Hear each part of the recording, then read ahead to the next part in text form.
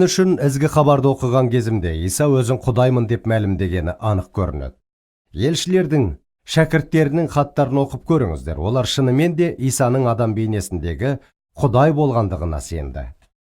Алғашқы қауым әкелерінің еңбектерін оқып көріңіздер. Олар да шынымен Исаның адам тәндегі Құдай екендігіне сенгендері анық көрінеді. Бүгінде көптеген адамдар әлі де жоқ. Ол жай ғана жақсы адам болған, ол жақсы тәлімгер болған, ол жақсы діншіл адам болған деп айтады. Ал енді кідіре тұрыңыз.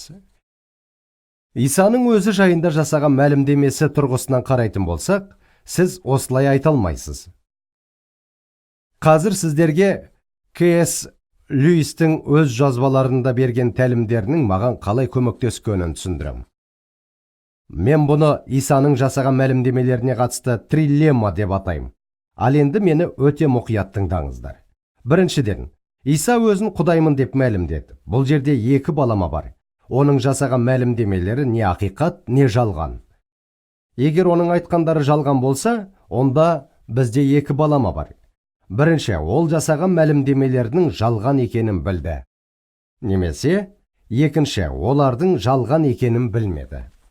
Егер ол жасаған мәлімдемелердің жалған екенін білген болса, онда бұл Исаны өзінің кім екені жайында саналы түрде жалған куәлік берген тұлға ретінде көрсетер еді.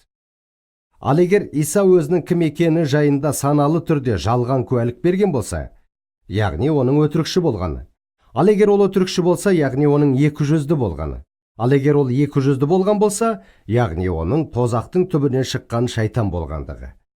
Олай болса, осының бәрі оның ақымақ болғанын білдіреді. Неге?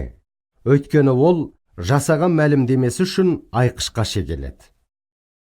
Иса өзін Құдаймын деп мәлімдеді. Оның мәлімдемесі не шындық, не жалған болуы мүмкін. Бұл дилемма бізді басқа дилеммаға кептіреді. Егер Исаның мәлімдемелері жалған болса, бірінші, ол мәлімдемелердің жалған екенін білді. Не? Екінші, оларды жалған екенін білмеді. Яғни оның расында адасқан болғаны. Өзін қабықсыз суға қайнатылған жұмыртқамын деп есептейтін адам сияқты. Ал егер ол адасқан болса, яғни ол ақылынан алжасқан деген сөз. Ал егер ол ақылынан алжасқан болса, онда осындай ақылынан алжасқан адамның тәлімінің кез келген саналы адамның тәлімінен әлде қайда кемелді екендігі таңғаларлық емес пе?